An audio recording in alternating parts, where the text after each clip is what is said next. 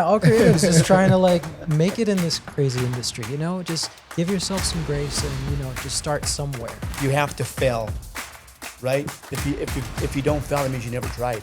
Yes. Right? That's always been me. You got to fail. The greatest people in this world that have succeeded failed probably 20, 30 times.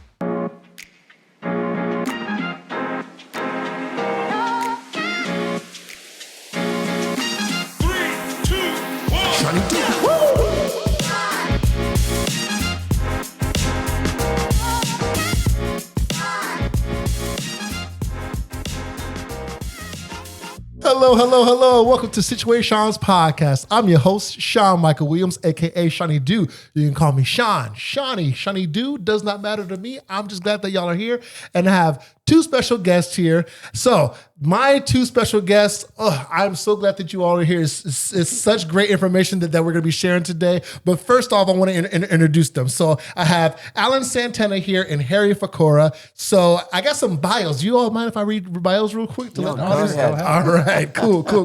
So Alan Santana is a retired professional boxer, once known as the matinee idol, tuned award-winning author, actor, producer, a 40-plus year business owner, father of four, husband of four of over 4 decades. And Alan, his life spans the extremes of discipline, ego, love, accountability. His memoir, Unprotected: The Final Round, earned Author of the Year in 2025, and his documentary short, The Final Round, has won multiple international awards while exploring masculinity, regret, and legacy through the lens of a fighter's life. We love that. And Harry Fakora, he is an actor, director, producer whose work confronts the darkest corners of the human psyche. His award-winning short, Jackals, challenged traditional depictions of suicide, ideation, addiction, and gun violence, earning international recognition and premiering at the TCL Chinese Theater. Wow.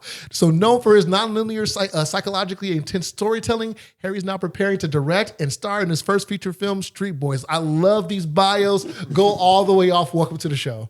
Thank you. Thank you for having us. Absolutely. I love the energy.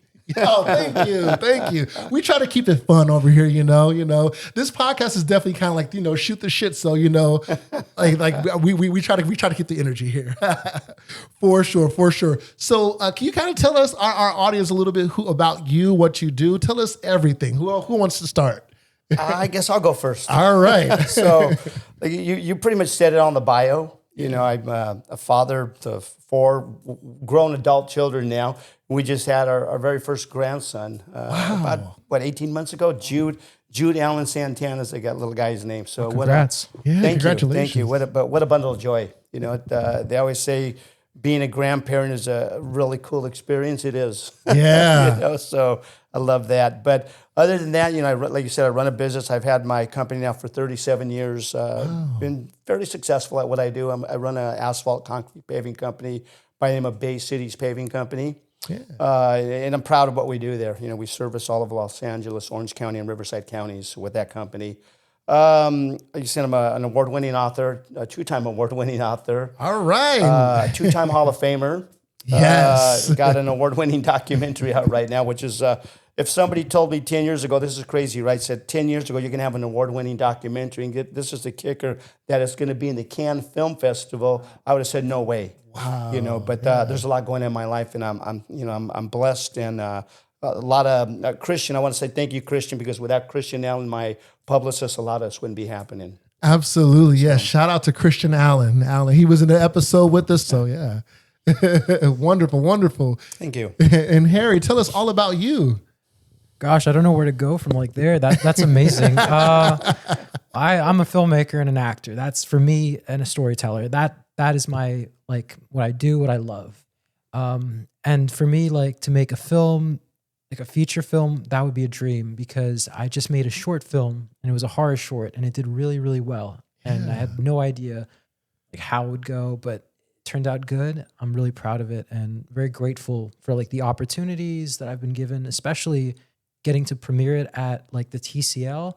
When I got the call. That's amazing. Right. Yeah, I had no idea that was going to happen. I just got a call one day and they were like, hey, you made that movie, right? Do you want to premiere it at our festival? We'll screen it at the TCL. And I was like, oh yeah, sure. It's like, do you got a DCP? And I'm like, sure. I didn't know what that was.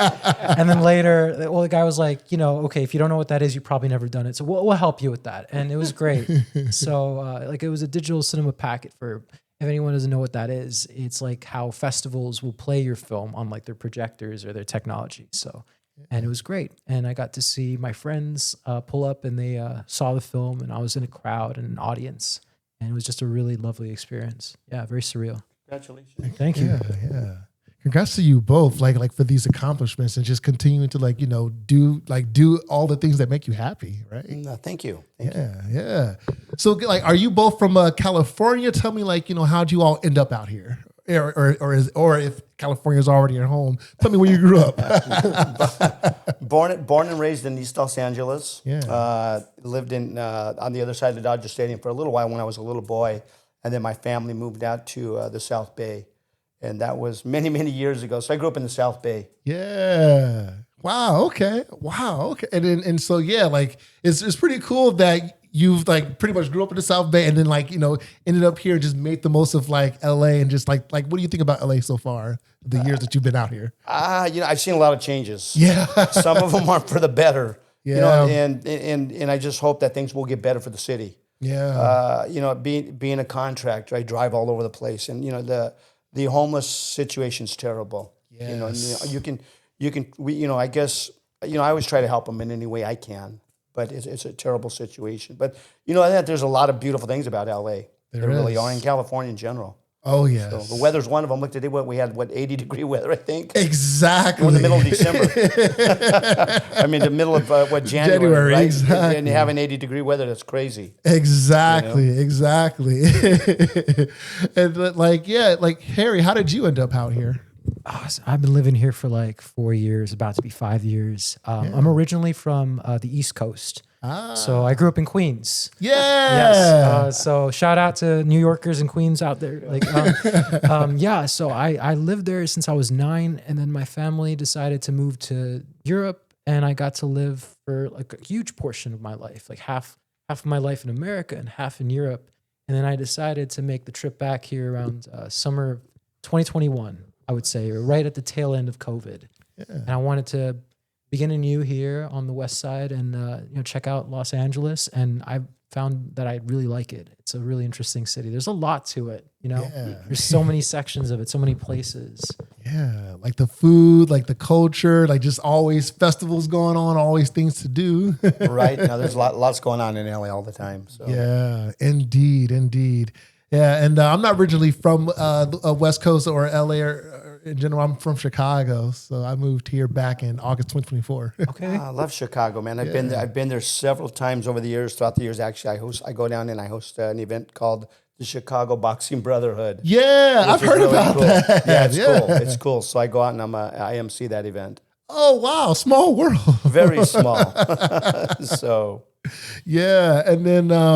And then speaking of like on the East Coast, so I've been to New York like 4 times. I love New York. So it's an amazing city. Yeah, I think because I think we've all you've been to New York quite a few times. I've been to New York several times. I love New York. Yeah, so it's a beautiful city. Yeah, and I love the pizza there too. There's better pizza there than here. I'll say that. I'm sorry. Crazy story. So we go to New York. My son's probably 14 at this. 14 years old at that point in time. Yeah. And he's looking for pizza. We go down we're going to go to Coney Island. Uh-huh. And he goes, Dad, I'm going to go off by myself. I go, what are you doing? He goes, I got to find this pizza place. Yeah. He literally took off on his own, jumped on the train system they have there, right? And took off. I don't know, Lord knows where he wound up, but he found the pizza place he was looking for. Wow. And we met up later that evening, I should say, back in Manhattan. And it was crazy because I went and let my son at 14 go here on a train, right. or even the bus system. But he loved it, He loves New York. Yeah. Like Harry, like I got a question for you as a New Yorker native. Why the hell do you all call it a pizza a pie? I get it because it's like a pie shape, but you never get a good pie. Like go to New York. No, it's like you can call it whatever you want. I think the pie, where it comes from, is just like, it's a custom that's gone for a long time. I don't know where it started, but there's just something like, I don't know.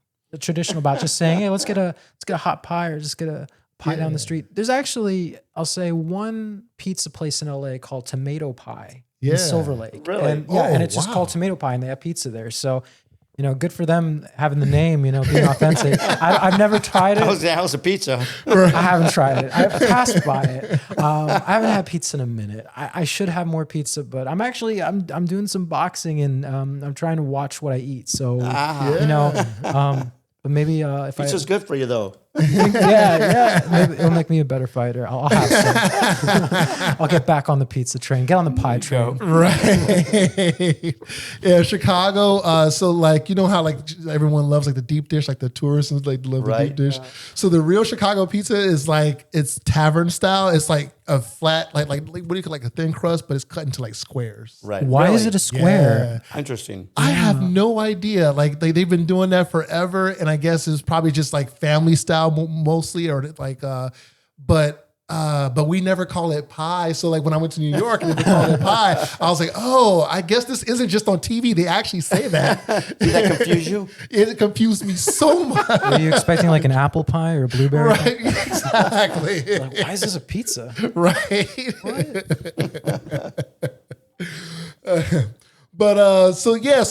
So for listeners that are definitely tuning in and watching, so I want you all to know, like, thank you for if you've been listening and tuning in. So so far, Situaseans podcast, we talk about dating, life experiences, and today we're talking about like the life experience side of the things. And so for our listeners that are tuning in, I kind of want to know, what are some core experiences that you would say that kind of led you down your path to where you are today? Oh, please. I want to hear yours. I'm sure like yours are going to be amazing. So we talked about this earlier, but for me, growing up in Wilmington, California, I went to elementary school there at Freeze Avenue, and I was picked on. And I'll keep it short, but that being bullied has got me to where I am today because of that. And I want to thank the guys that bullied me, because if it wasn't for that, I would have never probably discovered boxing and then had a 50-plus year career in the fight game. So that's what's led me to today, here to this point. I always tell people it's taken me 50, 57 years to get to this point in my life because of boxing. Yeah. Wow. That's impressive. 50-plus years in boxing. Like, not a lot of people know it's a sport that it can take a lot if you're not careful, right? Yeah, no, it does. It'll take its toll on you. Yeah. Physically and mentally.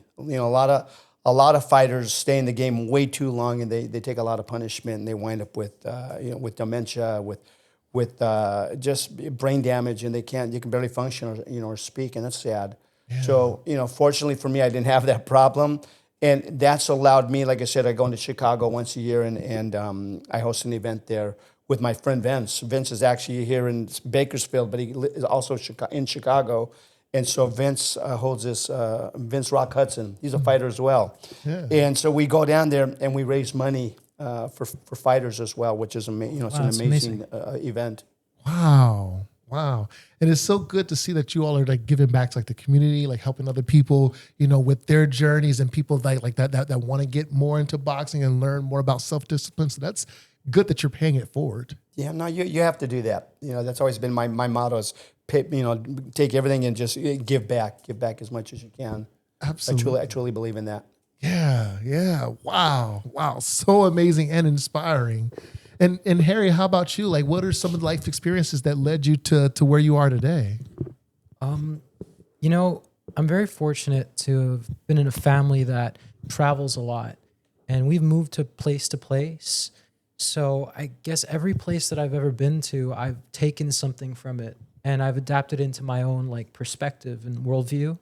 So I lived for 4 years in London. I've lived over a decade in Cyprus, the Mediterranean, and I was born and raised in Queens. And as a 7-year-old, just roaming around the city, I had full autonomy. Like, just imagine like what that would mean to a kid. So it was really something that was so unique and special.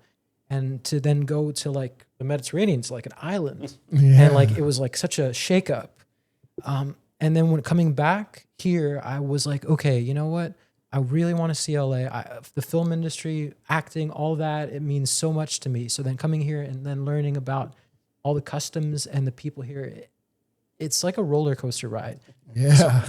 Yeah. So I would say for me, the thing that really has shaped me was my unique kind of like background in getting to be in all these places and then eventually find my way here. Yeah. Amazing. It's a great story, especially having all that, the travel experiences and being raised in different parts of the world. That's amazing. Yeah, well, like in Europe, there's so much culture and there's people from all around. And like when you're in Europe, you know, you can travel to all these different countries really fast and, you know, affordable. And like in America, you know, you can go and check out all these like states, which is cool. But no, like the states, they have like differences. You go to Texas, you go to New York, you go to all these places, California, you're going to find different crowds of people. And that is like kind of the same with Europe, but it's like across the sea and everything. And to get to experience that, to like be an American, but also be closer to my roots, like Greek Cypriot, that means a lot to me. And it's like something I like to carry with me. Like I got this little, like the evil eye. It's in our tradition. It's like Turkish and Greek tradition where, you know, you wear it and it's like, keeps away like evil kind of like spirits. It's like for good luck and fortune. I need one of those. Yeah. Right. Yeah, it's the same. So I try to carry those things with me. Yeah, they're great. You can get these anywhere, but yeah, they're great. Oh, wow. I love that. Yeah, because it is important to be like, you know, like to travel and like, you know, see the world. And I think the one thing, because I've yet to travel through Europe. So like I've been mostly at the Bahamas and like all the tropical places. I haven't gone to anywhere in Europe. So like that's like next on my bucket list. But I have heard that Europe's, some countries do have like the bullet trains. Is that true? Like the fast... Probably Germany, right? Yeah. I know Japan. I know Japan has a bullet train, so definitely. Yeah. Yeah, the first time I go to London with my business partner, right, and we get on the what do you call it, the cars there, the trains they have there, right? Yeah. This thing was going pretty fast, and I was kind of nervous. It's okay. And that was the first time I went on one of those, but I couldn't believe how fast that thing was moving. Yeah. You know, it's kind of crazy. So because it's all good, you know. But I finally once I was there for a few days and I got used to it, it was okay. Yeah, absolutely. Like any place that just has a train that goes faster than an American train is okay with me. Absolutely. And so both of you like have definitely lived and worked in like high pressure environments, like whether it's boxing or acting, producing, you know, and even just film sets and storytelling. I want to know, like, how did these like spaces kind of shape your understanding, you know, of who you are early on? It's a great question. Again, I was fortunate as a young boy. I went to military school in Signal Hill, California. It was called Southern California Military Academy. And they kind of molded me there. And there's a lot of lessons that I had kept with me for my entire life, things that they taught me. Colonel Aiden, was a great commandant of the school, and he had a lot of knowledge, and he was very stern, but a fair man. And I think that kind of shaped me as a young boy. And I carried a lot of stuff, like I said, into adulthood. You know, and then being a fighter as an amateur boxer and then a professional boxer, that's a very regimented sport.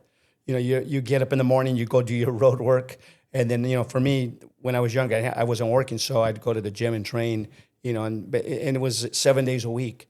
As a professional, I got up, did my road work at 4:30 in the morning, got home, took a shower, went to work because I was working and running a company as well. And then I'd get off about 2 o'clock and head to the gym and meet my manager, Earl, there. And that was 108th and Broadway.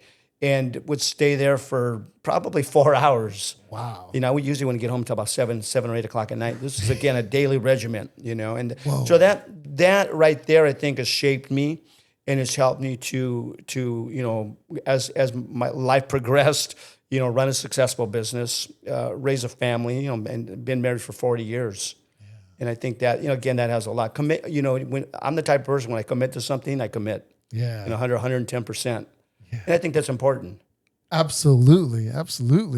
And I can imagine like your kids definitely learned from like, you know, your drive and your motivation and like, yeah. Yeah, you know, so we have, like I said, four grown adult children. So we have Victoria, she's in Savannah, Georgia. And then we have identical twin boys, Austin and Andrew. They just turned 30 this past year. And then our youngest son, Aaron's going to be 26 or 27 actually in a couple of weeks, February. Wow. So, and the neat thing is to see them as they grew up as kids. We kind of took them everywhere, and we wanted them to have culture. Yeah. We wanted to be well-rounded. So we took them to concerts. We took them to ballets. We took them, we traveled with them. And then they saw my wife's work ethic and my work ethic, and you could see that kind of rubbed off onto them. Yeah. Which is good. Absolutely. So they have a great work ethic, and I can appreciate that. Good. And then we are recording in Time Machine, so by the time this come out, they would have just had a birthday, right? Right. Happy early birthday. Yes. Absolutely. How about you, Henry?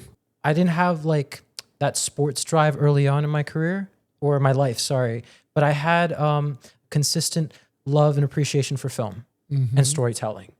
My mom, she brought a DVD player once to our home, and I remember the very first 2 DVDs we had, which was Beetlejuice and some Scooby-Doo. Like it was like a Scooby-Doo DVD, like a Thanksgiving themed episode with witches. And I like, even before that, we had like a VHS tapes all over our house and a VCR player. And I would watch like Jurassic Park. I would watch like movies like E.T., Forrest Gump, all these films, and they stayed with me. So since I was just a kid till like now that I'm like 30, films have always been there in very pivotal moments of my life. And, I've always been one who loves watching films and appreciates them, but I haven't like really took the step to like want to be a part of that and to make it my life and my career until like maybe I would say my mid to late 20s. Yeah. So I shot 2 short films when I was back home, and this was Cyprus, and it was right around COVID, when we were given the green light to just be out and, have our distance. I was like, okay, this is the chance. This is the opportunity for me to start doing something, and have this not just be a passion, but like a career. So I did that. And after I finished my second short, I came to LA. I had like a suitcase with just like the most bare bones stuff you can imagine. Like probably 1 pair of jeans and like a couple of shirts. And I was staying in like a hostel for 2 weeks in like East Hollywood. I had no idea like where I was going to live, what job. I had nothing lined up, probably less than like $1,000. And I was like, I'm going to make this work. And, that drive, that work ethic of like, we have to like find a way, and you got to commit to this or else it's not going to work. Yeah. I was fully committed because I kept telling myself like, I know how I'm going to get there, right. But if things go wrong, I don't know how I'm going to get back. They're probably going to have to throw a net and just like bring me back across the ocean to see it. But the first year was like such an adventure, and it still has some of that where it's like I'm still seeing things I haven't seen before, and there's excitement. There's all this in the air, and I've been able to do a short film, another one here in LA, which was like a big goal. And now to like move on past that and try and do something longer than a short film, like a feature film, that for me is like the next step. It's the next logical place to go. And I've started like a film production group called TechniArc, and it's for creatives to come and collaborate together. So, you have a particular set of skills and you're passionate. Well, then let's like make something together. Instead of waiting for like opportunities to come our way, why don't we bring the opportunity to ourselves? Why don't we build the opportunities? Yeah, that's really great. Cause there are so many people out here that are like creatives that want to get into film or that want to network and connect. So it is good that that you and actually both of you, are in that industry of production. Right. That's, again, that just kind of fell into my lap. I never dreamed that it'd be in the production side of the, on the other side of the camera. But it's a great, it's fulfilling. One of the crazy things that came across my desk, okay, and we're working on this right now. I am literally trying to close a deal with Pierce Brosnan. Has actually signed on to the film already. James Bond, y'all. His son Sean is going to direct this movie. And then they're talking about shooting in Ireland. Wow. It's called Wolfland. Yeah. And so it's crazy as I'm actually in the middle of negotiations along with my partners. Yeah. And we're trying to close this deal. So if we close it, it's a fantastic deal. And so, I went from doing independent stuff to now possibly working on a huge, being involved with a huge production and with major stars. Yeah. It's crazy. Again, you got to almost kind of like pinch yourself and say, is this really happening? Right. But I'm the type of guy that you give me a challenge, I will follow through with it. Yeah. So it's a great challenge. And, again, tough industry. It is a tough industry. So it's amazing. Congratulations. Yeah, thank you. Huge Hopefully you guys can congratulate me, when we finally inked the deal. But just to get the email saying, hey, we're on board. Yeah. And I have this stuff saved because I might put that in one of my books one day because people probably wouldn't believe me. Right. But I do have the email saying, hey, we're definitely on board. We want to move forward with the project. Absolutely. That's exciting. Well, we're definitely rooting for you. Thank you. For sure. And I do want to know too. So as far as like when it comes to just like being like a guy, especially even just today, so men are often praised for being consistent, showing up. But sometimes, life does kind of, require like a lot more, even just reinventing ourselves and kind of just going through like the ranks. I kind of want to know, what was the most like uncomfortable transition that you had to make physically, emotionally, or creatively? For me, and I write about this in one, I think my second book, I wrote about it, but it was, running a successful business, a very successful business. And back in 2007, 8, everything collapsed. Yeah, the financial crisis. And that was one of the hardest times of my life. And because, I always have to be riding this wave. And all of a sudden, it's kind of just the rug's pulled out from under you and you have no control. The phone stopped ringing. I had, at that point, we were up to about 30 employees. I had 30 employees in my company. And we were doing 2-3 jobs a day. Yeah. It just come to a screeching halt. And we thought, wow, what do we do wrong? But it wasn't us, it was just the economy. So I had to literally downsize to a skeleton crew to survive, which we did. But it was very tough, and people, I would say this, unless you actually lived through that, you would have no idea how it affected my family, affected me personally and people around me. I was so bummed out because I had to lay people off. Yeah. And these people depended on me for food and, to put a roof over their head. And that was one of the hardest things, again, that I had to do. But, being a fighter, I had to fight through that, right? Yeah. And here, 15 years later, maybe something like that, I think now, and we're back on top again. So it's been a crazy ride. It's like a roller coaster. Yeah. It really is. Absolutely. How about you, Harry? What say you? How did you have to kind of make some transformations to get to where you are? Well, nothing that extreme, of course. That takes a lot of discipline and of course it takes a strong character to be able to push through something like that. For me, I'm simple. I just want to act. I love acting so much. And then I realized that, just being an actor sometimes it's not enough. You got to be able to also write something or just pick up a camera and really create. So I think when I was able to give myself that permission, that's when my life started opening up more. Because before I would just, be like, that's not for me. I can't do that. And it came from a good place because, I saw what directors could do and producers and writers. And I was honest with myself. I told myself, I can't because, you have to be in it 100%, 110%. You need to, this is what you got to love. And for me, I knew that love was acting. But when I told myself, you know what, screw it. I'm going to try because no one's going to be there to hold my hand, to tell me, it's going to be all okay. My parents, I love them. Mm-hmm. They weren't actors. They weren't writers. My dad, he fixes helicopters and planes, and I love him for that. He has a very sound mind. My mom, she used to cut hair, and she always was there for me. So not having really that many people, my family that came from the film background or artists, it made me I have a responsibility to myself to learn these things. Yeah. So I'm still figuring it out, and I plan to go through so many periods of going over hills, falling down. But as long as I can tell myself, I'm better than the person with my knowledge and experience that I was 5 years ago, that matters to me. And I think that should be the case with all people, like all young filmmakers or creatives.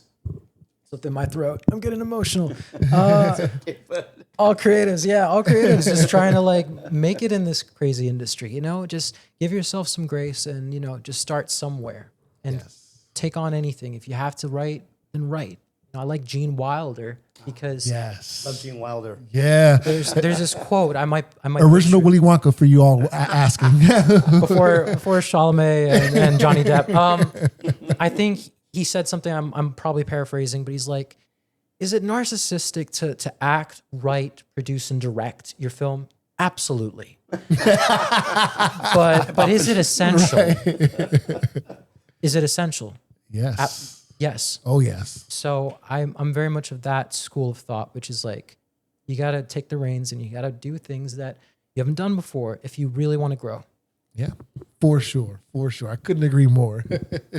That's pretty good. One thing I said, and I've always said this, you know, you have to fail, right? If you don't fail, that means you never tried. Yes. Right? That's always been me. You got to fail. Mm-hmm. The greatest people in this world that have succeeded failed probably 20, 30 times. Yeah. You know, the Henry Fords of the world, right? The guys like that, the KFC guy, Colonel Sanders, yeah. he finally made it when he was in his 60s. Exactly. Right? So I always tell people, it doesn't matter how old you are, it sounds crazy to say you need to fail a few times. Yeah. Because that actually builds character. You know, I commend you for what you're doing because Thank you. That you know, to pack up and leave Queens, man, and come out here with nothing, with literally nothing. It sounds like a 1930s story, right? Yeah. I left with nothing, and you know, now you're working in the industry and you're doing what you got to do. That's amazing. Yeah.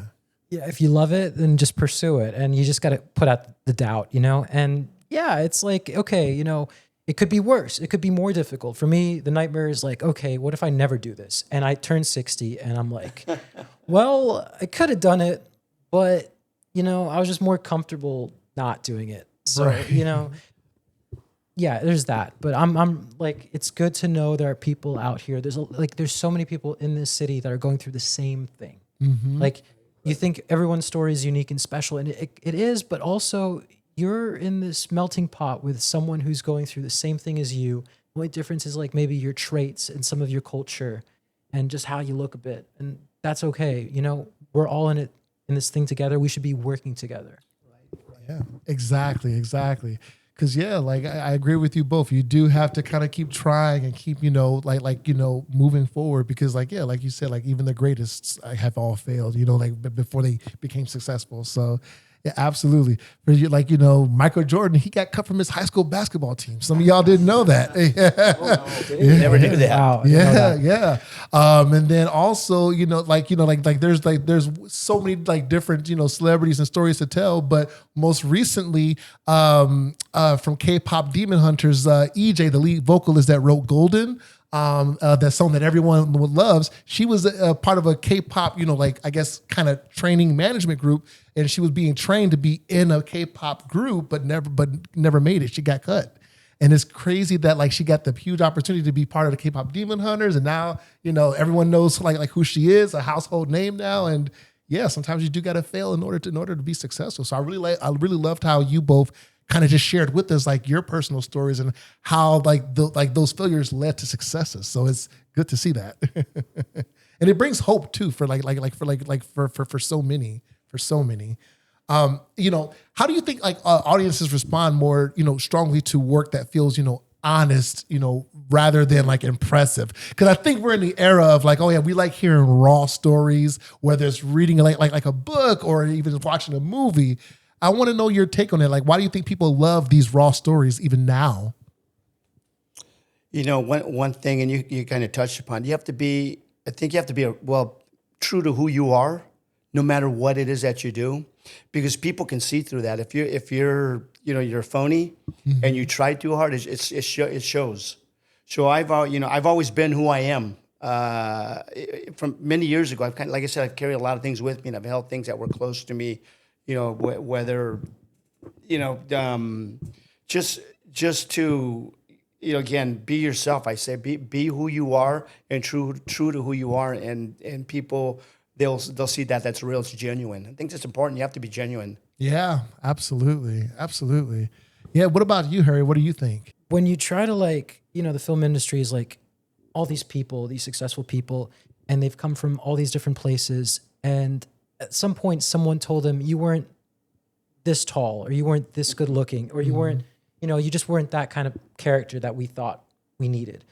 You want to kind of almost like fit yourself in a box so that people will like you. Right. And, sometimes you got to be able to just say, this is who I am. This is what I bring to the table. Now, it might not align perfectly with like this person you have in your head when you were writing this character, or the person you want to cast. But if you just like take a shot on people, they can surprise you in the nicest ways. And, the rawness, I think, comes from when people kind of just want something bad enough, they'll find a way. And that'll show whether in their performances or just how, they greet you. But the important thing is that, you have that level of confidence, and, you can reassure yourself and say, okay, with failure, it's like you can be really good at something. It doesn't take much to be good at something. But if you want to be really great at something, you do have to fail, because when you fail, you actually get better. Yeah. So rawness is like saying, you know what, I botched that audition today. I totally, went up on my line. I got that person's name wrong, whatever. It doesn't matter. I was able to tell myself later in the day, you know what, tomorrow I'm going to try it again, because that's what it takes. And you know what, I'll become a stronger, better person from it. So absolutely. Yeah. And, I noticed too, even just with the rise of social media and everyone kind of just, just sharing like their journeys or sharing their life stories or whatever it is that's on their mind. I think that is definitely, in a way kind of like reminded us, oh, okay, I'm not the only one struggling or going through this. It's like, I do appreciate social media for also kind of adding on to like that rawness of how shitty life can be.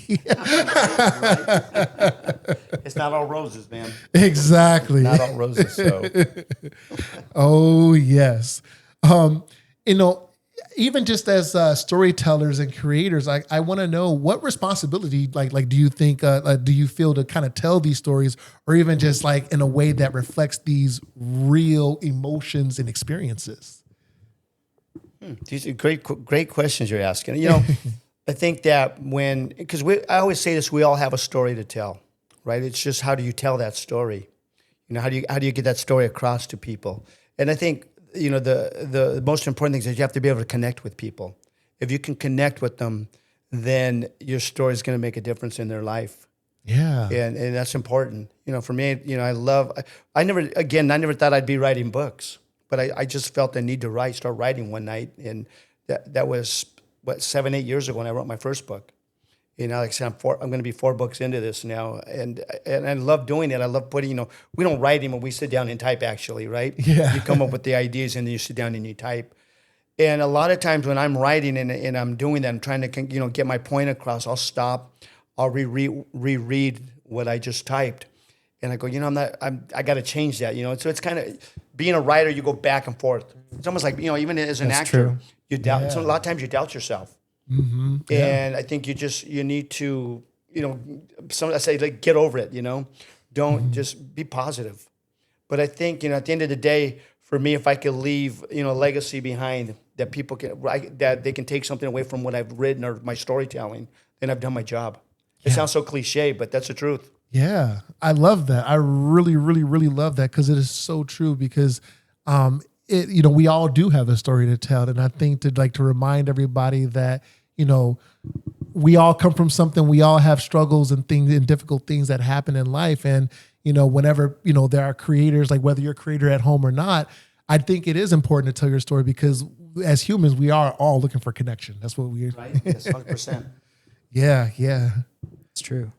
I think there is a responsibility to, like, for sure, be truthful. And that when you're like writing characters, like their interactions, just the way they talk to each other, behave, like there's something personal that if you've experienced, that you kind of like have in there, whether it's in a performance or like in writing. I feel like audiences deserve to have that, because without it, there's no real meaningful connection that's going to last after the credits roll. Yeah. So, you know, my favorite films are the ones where like a character says or he does something and their actions just echo and ripple through me. And I just keep that, you know, I like to just watch a film, see someone do something and then steal that, or just keep it safe, like locked inside. And, you know, we can all do these amazing stories where, you know, we blow stuff up, we shoot stuff. And we love those stories. You know, I love seeing a really good action flick. But when a character makes a choice that I didn't expect, or, you know, there's a dilemma that somehow gets resolved and people grow from it, or there's like something you can take away from it, that's also valuable too, you know? Absolutely.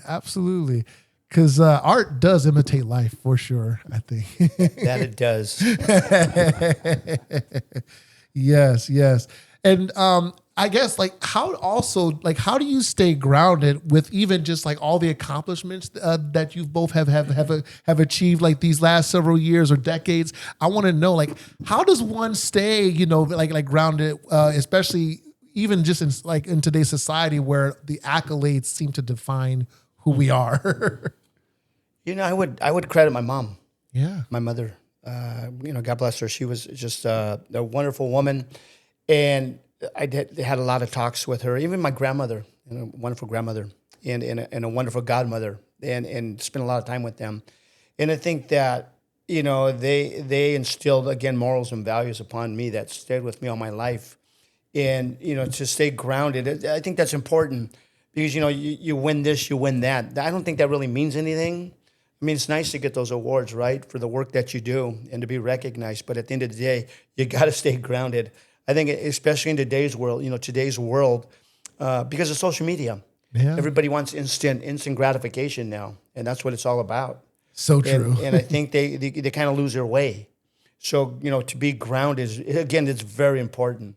And you know, I've been fortunate that I have stayed grounded. I've always said this, and again, it sounds cliche, right? But never forget where you grew up and where you came from. Yes. My business is still in the same neighborhood that I grew up in. I've had that my company there for, you know, 36, 37 years. I've actually had the company in that area. So I love, you know, giving back to the community, be involved with the community, and it's important because that also keeps you grounded. Yes. Absolutely. So true. Especially staying connected with your roots and where you come from is so important. How about you, Harry? I'm just going to piggyback off of that. Your roots are important. Knowing where you were, where you're heading. I don't like to be like the kind of person who, you know, hypes myself up in my head. I like to be like, okay, you did this thing today, which was good. Now, if you keep going steady and you're consistent, more good things will come. You know, the moment you feel like you're the king of the world, which is, you know, it's a great feeling, you lose touch of like the humility, which is really important to grow. And I'd rather keep growing than feel like I'm better than everybody, even for a second, you know?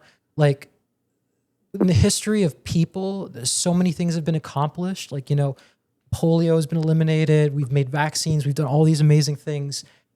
You know, and there's been actors and directors have done amazing performances. You know, to be like, I'm just a little ripple, like a little raindrop in all that. Yeah. It's a humbling feeling. And I do believe like you got to be humble if you want to grow. So if you want to be better, you got to be able to throw away whatever notion or idea you have of like you being like the center of attention or like everyone's talking about you're the talk of the town. No, because like that'll like fade, man. Like that is so like fleeting. But humility and also being able like to tell yourself, I'm gonna keep pushing that rock up that hill tomorrow, you know, even after the awards. That is what I find interesting. Even the greatest athletes will like win like, I don't know, world championships, but then they'd be back training the next day. Their routine is what defines them. Their commitment to like always staying there and trying and pushing. That's important. But, you know, it's like end of the day, you can't let things get to your head.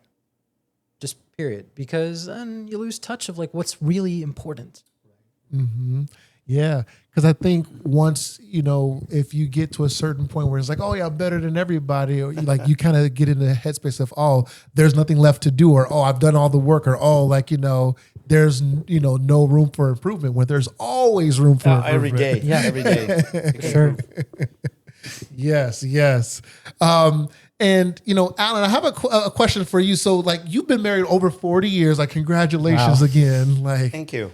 That alone is a life achievement. Like, that's so rare in this era.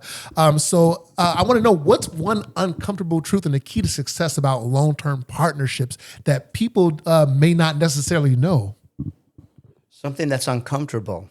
Wow. I don't really think about that one. But, I think so I have a beautiful wife at home, and my life partner. Yeah. And I think that one of the things that, again, you have to humble yourself. You have to be humble. Yeah. And the one thing, we talk often, but one thing I can say, and I told my wife this year, my wife, Anna Marie, I said, one of the things throughout our marriage, we've never argued about money once. Yeah. We really haven't. And I think that's fortunate. We're fortunate. Mm-hmm. We've never had that. But that's a lot of times that's the cause of a lot of breakups and divorces. It's always financial. Oh yes. But my wife has stood beside me through all my craziness and my adventures. And I have to say, that. So the one thing I would say again to get back to the question is probably to say, hey, you're sorry when you've done something wrong, and be able to admit that. Yeah. It's important. A lot of people can't do that. Yes. Right? I mean, we all have egos. Yes, we do. Again, right. I think maybe you're going to drop that. You go after 40, almost 40 years of marriage. I think I probably might have finally learned how to do that, right? And say, hey, I'm sorry. I was wrong. Mm-hmm. But I think that's key. Absolutely. Yeah. Like I really love that. And even just like Harry, I want to know, even like just in your experience, and even just whether it's like your relationships or friendships or whatever, what do you think are some key to like some secret keys to I guess that people may not necessarily know?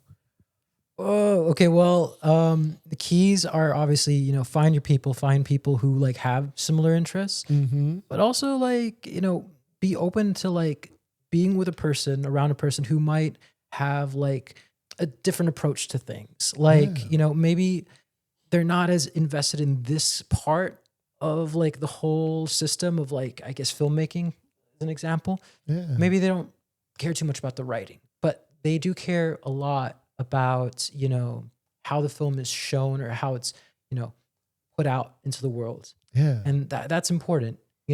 We all have our passions and our interests. Mm-hmm. I like to see what people are invested in and be invested in that. Absolutely. So, and I have friends who, some of them are not really big on like films or acting as much as I am, but we still have like this, like kind of like, maybe it's because a lot of my friends I think about back home, shout out to them, in Cyprus and in Queens. They what a lucky man. Yeah. Oh my gosh. No, like we have these traditions, we have this culture, but we also have like moments where like we grew together, and we're all somewhere in our lives. We're all doing things, whether it's getting married, having family, or just, I don't know, starting a new profession. I just want to say, just keep doing that. If that's what helps you grow and that's what makes you happy, do that. You need to see what people are good at, and then, let them have faith that they're going to grow and pursue that, and they'll get better with that. And for sure. Yeah. And also, if you can argue just a bit with your friends and still be okay, then you're good. You're good. Yes. If you have a real, like a full on argument, you're like, I'm never working with this asshole again. Then it's like, okay, maybe you guys are just, wired too similarly, and you just got to find different paths. But, even the people, like if I've ever argued with someone and, we've gone our separate ways, I still wish well to that person. And I still want to say, like, okay, let's just both keep on working and doing what we love. Mm-hmm. There you go. Yes. I love that. I love that. And Harry, like, so many of your characters are like on screen, like they exist in these isolated and emotional disconnection. I want to know, like, how much of modern dating culture do you think contributes to like just loneliness in general, rather than like intimacy? I don't think it's so much to do with dating. Yeah, I think it's to do with like when we cut ourselves off from like, certain interactions. When, we like, this is right now a generation of people who grew up on tablets or phones. And I'm not about to preach how social media or the internet or all this is the cause of everyone's suffering, because we've all heard that story. I think it's what we do that matters. So if you are a person who spends your day like just scrolling, doom scrolling, and like not going anywhere, not going out, I'm like thinking, okay, you need to come to terms with that. And I'll put it very simply, like, find what you love, let that consume you. Go out, touch some grass, go to a park, look at a cloud, just look at any cloud for like more than a minute, and then be like, okay, what do I want to do today before you go back scrolling on Instagram, Yes. Because we get this, like, our attention spans, like, the film industry, I'll say this, everyone's fighting for everyone's attention span. And the moment... Very true. Yeah. Yes. Right? True. It's all about like whose eyes are on you.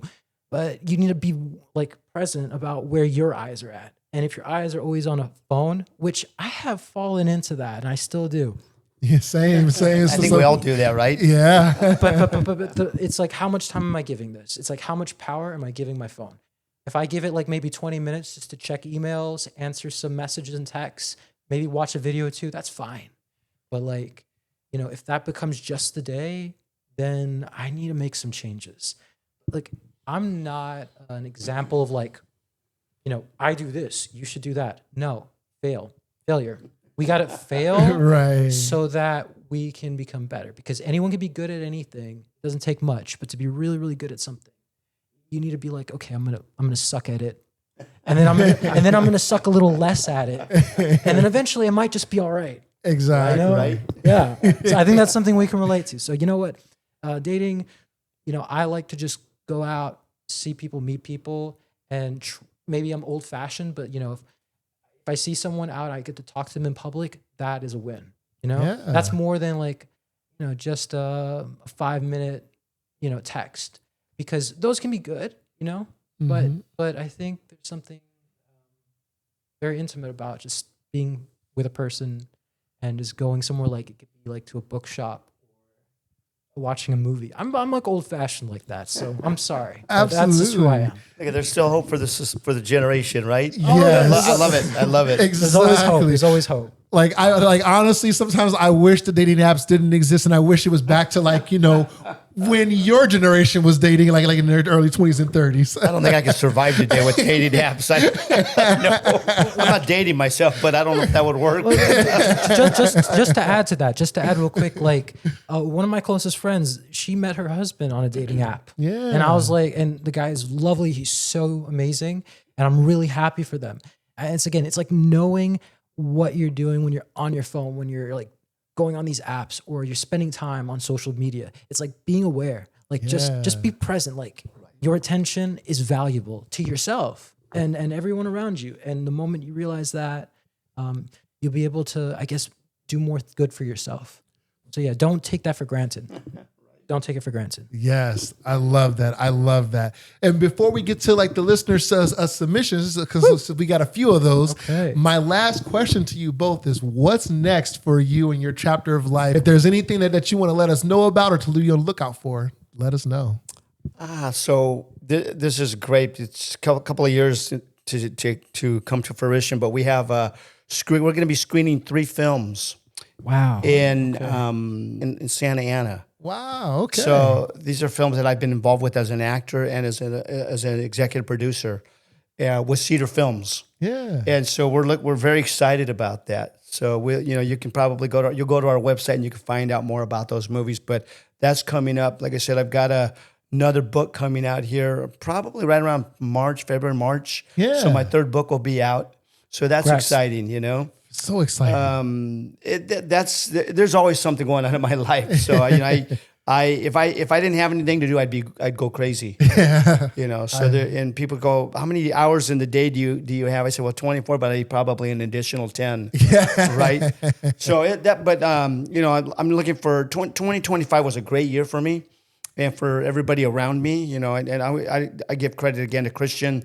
For my company, I always give credit to the people that work with me because it's not just me. We're a team there. Yeah. And without them, I'm not successful. The company's not successful. So props to everybody that works with me. Wonderful. But I'm looking forward to having a great 2026. Yes, absolutely. And Harry, what about you? Tell us all the things. Well, I just want to congratulate you first, sir, on your achievements. That's amazing. And I wish you all the best and success with that. Thanks. I feel like I'm very early in this filmmaking journey that I'm setting out onto. And I think the next thing is I just want to make a feature film. I really do. I already got a story worked out. I wrote it. I got drafts. If I can make my film and shoot it this year, that would be awesome. And I'm just going to put it out. If anyone wants to collaborate, they're more than welcome to reach out. We have a film production group called TechniArc, and you can go on our website or you can follow us on Instagram. If you're somebody who, you have this fire inside of you telling you okay, I want to create something, then, give us a shout. And if you don't, that's fine. Work on something for yourself. Make something, Watching things is really important. Knowing what you're doing, knowing your craft is, but also at one point coming to terms with, what, I'm going to do something with it and create something of my own and put back out into the world. Yeah, that's also very important. So if I can make my feature film, which is a LA indie crime drama this year, shoot that would be amazing. That for me is the next step. All right. Great goal to have. Thank you. Yes. Yeah, it's exciting. Gonna put all the positive vibes out into the universe, for both of you. All the positive vibes. Thank you.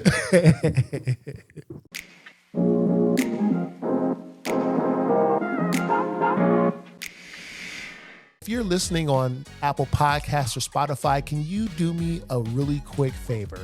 Can you please rate and review this podcast? Hit that 5-star review and I do read all the reviews because this helps me know how this podcast is helping others and how this podcast is serving you, because my job as a host is to serve you this podcast the way that you would prefer it to be.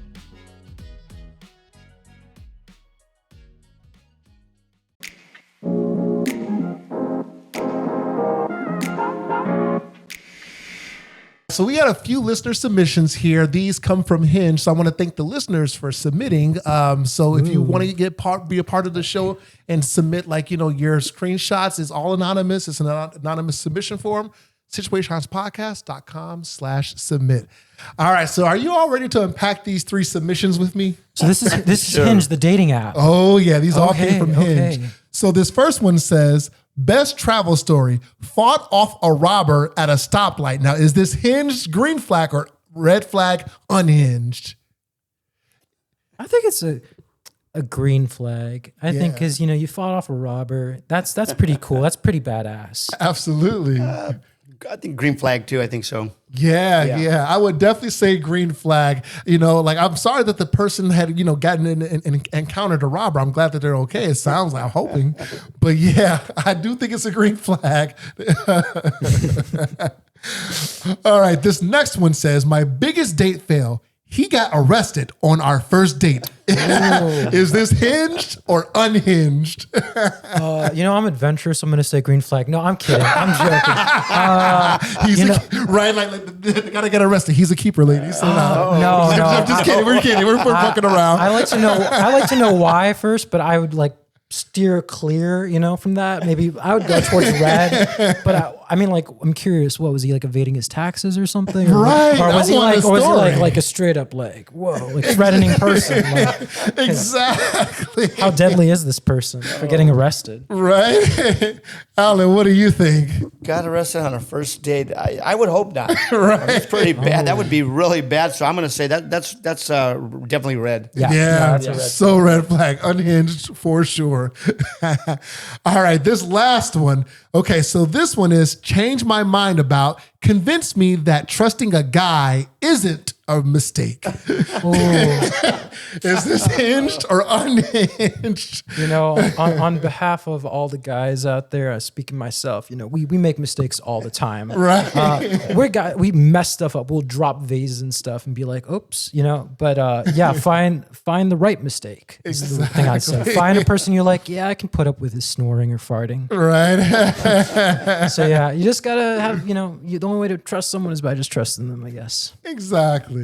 That's an interesting question again, right? That you're not going to know if that's a mistake until you actually go out and you're dating this person for a while, right? Yeah, so you're not going to know.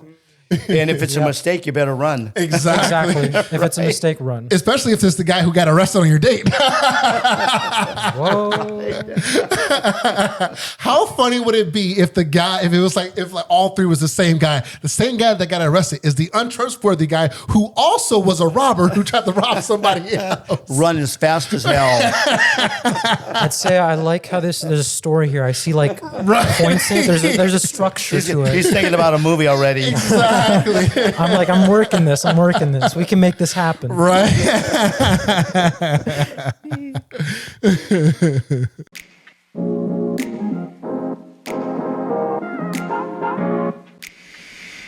Those were such great submissions. I just want to say thank you all for submitting those. We had fun unpacking that. I want to say, you know, Alan and Harry, thank you so much for coming on to the show. I really appreciate it. Thank you. We appreciate you having us on. Absolutely. And before we go, can you tell our listeners where we can find you? Like if you want to drop social media, like handles, whatever you want to promote, let us know. So it's Alan Santana, producer on Instagram. Facebook, just Alan Santana. I have a Alan Santana website, so it's www.alansantana.com. All right. Or reach out to my producer, Christian Allen. Perfect. Perfect. Follow me on the interwebs. I got some, I put some posts out on Instagram, and I got a website. www.techniark, techneark.com. And yeah, just follow us for like the latest film posts and news about our productions. All right. And one thing real quick, I do want to give a shout out to International Impact Book Awards in Arizona. Yeah. Because without them, I wouldn't be sitting here today and I wouldn't be a 2-time award-winning author. So NIM Stance and the team in Arizona, thank you very much for all your support and for everything that you've done with me and my book. I really appreciate you guys very much. Whether you're on a boat, a plane, a train, hey, maybe you could be, one of Alan or Harry's friends or family. You could take Situaseans podcast with you wherever you go. We're everywhere. Rate, review, subscribe, comment. That's how other people find the show helpful. And yeah, with that, I will see you all back here for the next episode in a couple of weeks. Woo!